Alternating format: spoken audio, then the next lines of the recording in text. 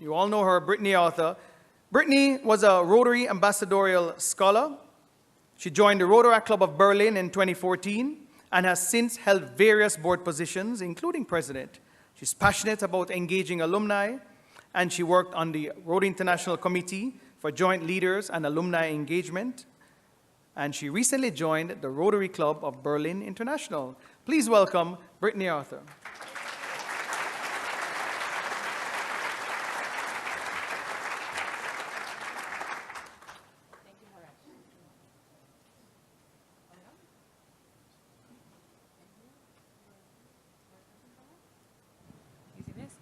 Hello? Okay, wonderful. Can we go back one slide? Can everyone get out their phones in right now? Where's your phone? Come on, where is it? Pull it out. I want you to take a photo of this, please, right now. www.rotary/en, so this is for English. I guess you can change it to your own language settings. Engaging younger, thank goodness it says young, otherwise I don't know how much longer we can sit up here. Younger Professionals Toolkit. Has everyone taken a photo of this? Wonderful. And how are you all doing today? Very good. I'd like to talk to you about a few things. Maybe the first thing that I will talk to you about is my journey of becoming a Rotarian. When I became a Rotarian 2 weeks ago,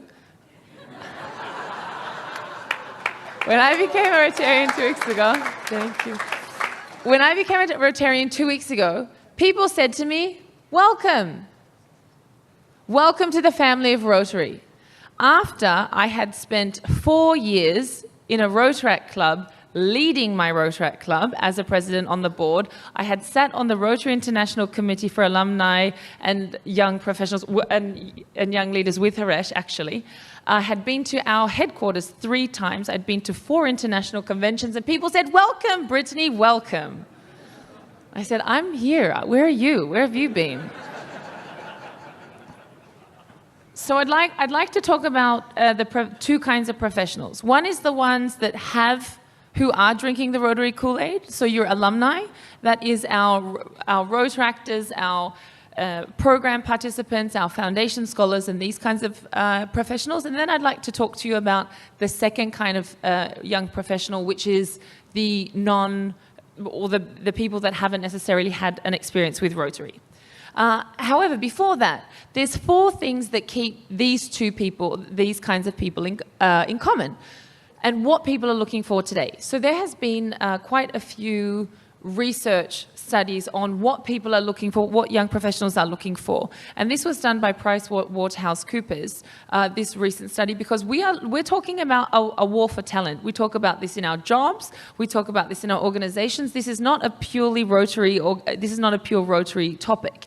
And one thing that we need to know is that because it's not a pure Rotary topic, that's good news, because there's lots of information out there that we can access and then use it for our own benefit. And what people are looking for in their jobs are the same things that what people are looking for in their lives, because this new generation work-life balance it's an odd thing of, what does life mean, what does work mean? And the first thing is that we want to work with a mentor or a coach. Working with a mentor or coach. This drives the baby boomers mental, because we're always like, are we doing well? Is this good? Have you had checked my email? Tell me I'm doing a good job. And baby boomers are like, my gosh, you're doing fine. Leave me alone.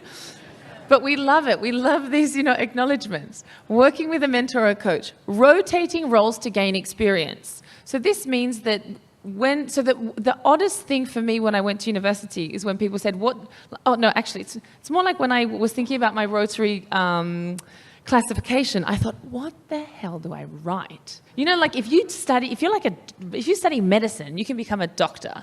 If you study law, you can become a lawyer. But if you're like me, where my background is in business and people, and I've studied all over the world, that doesn't fit on my Rotary classification. So what should I write? So rotating roles to gain experience is very important to us, because we don't have that traditional linear pathway in our jobs anymore. So of course we don't have that in our other parts of our lives.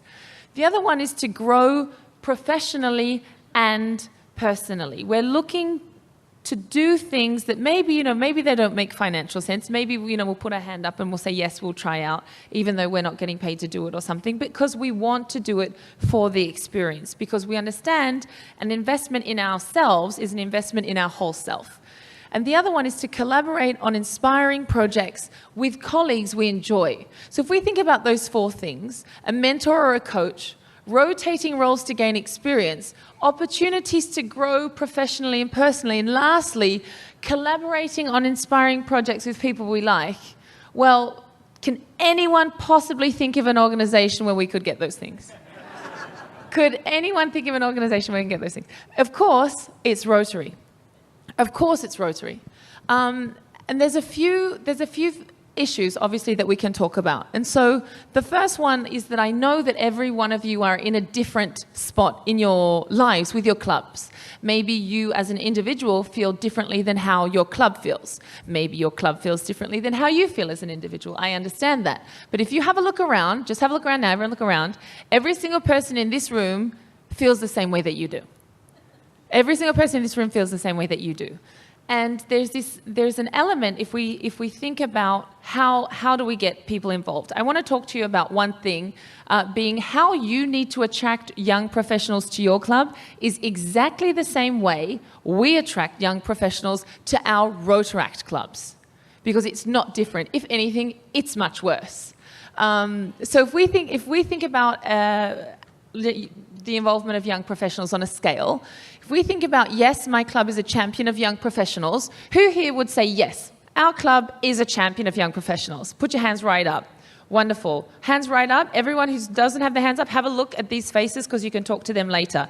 The reason I'm saying this is because, of course, we can provide you with information, we can provide you with stories, but the benefits of these kinds of rooms are not only this way, but of everyone sitting in the room. And this is really, really what we're here to do, which is why I'm going to do something that I don't do very well, which is stop talking. And so we can move over to questions and answers.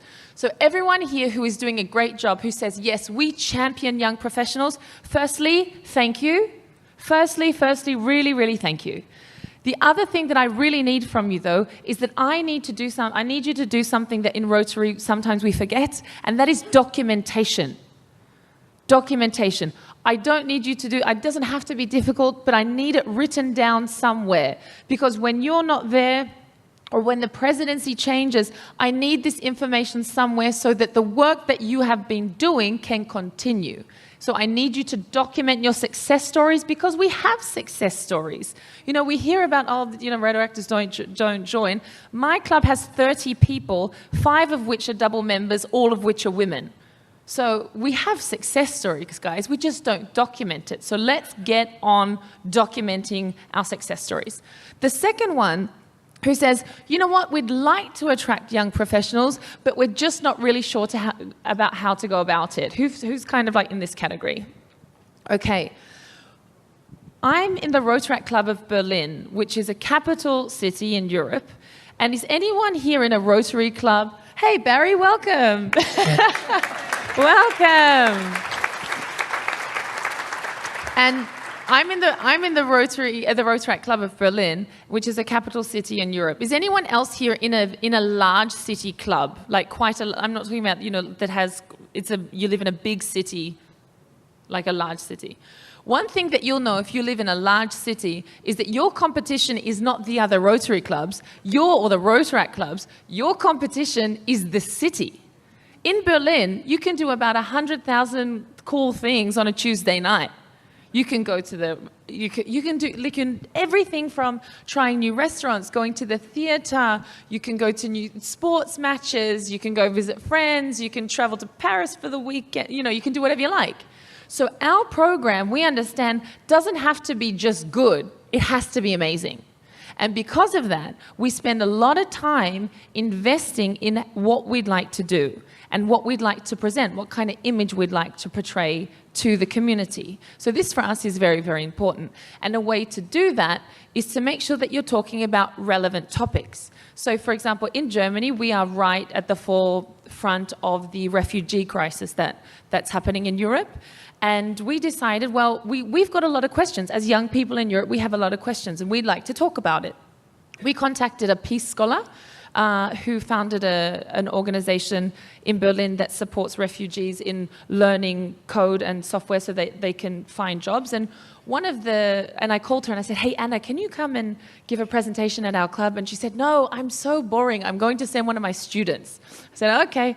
And so she sent one of her students, and his name is Rami. And Rami came and he presented about his journey where he literally walked from Syria to Germany.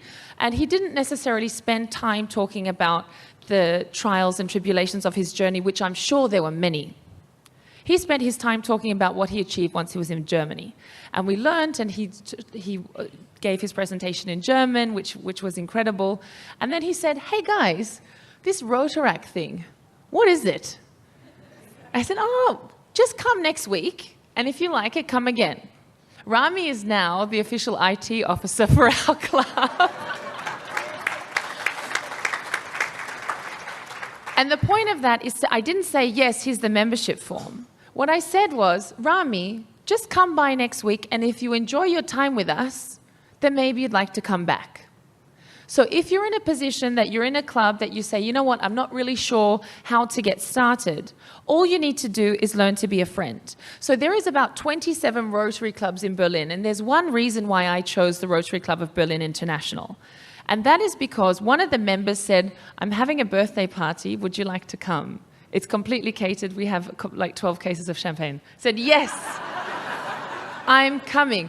And no other Rotarian had offered me friendship. Every other Rotarian offered me mentorship. If you need something, you can call us. And, and I appreciate that. But in the family of Rotary, I'm looking for a friend. Because in days like this in the convention where we're running on zero sleep, I don't need a mentor. I need someone to say, oh my gosh, Mandy, I'm so tired. This is what we need. We need friends.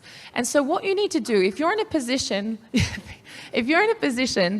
in your club that the culture is there, the wish is there, the need is there to attract young Rotary or to attract young professionals, all you need to do is first offer friendship. First offer friendship. That's all you need to do, and understand that your club program has to be competitive at a level, like at a city level. Like, you just don't have to compete against other Rotary clubs. It has to be amazing. And then the last point, no thanks, our club is happy with an older demographic. Then I say, that's fine. We'll wait. We'll wait. And then I'd like, obviously, the other two kinds of Rotary clubs, the ones that are doing an incredible job, to go in and show the success stories. Because there's one thing in Rotary, I know that we all have issues, I know that that we have challenges, but at the end of the day, let's spend our time focusing on what we do great, and then people will be inspired by our great work, and they'll follow us. So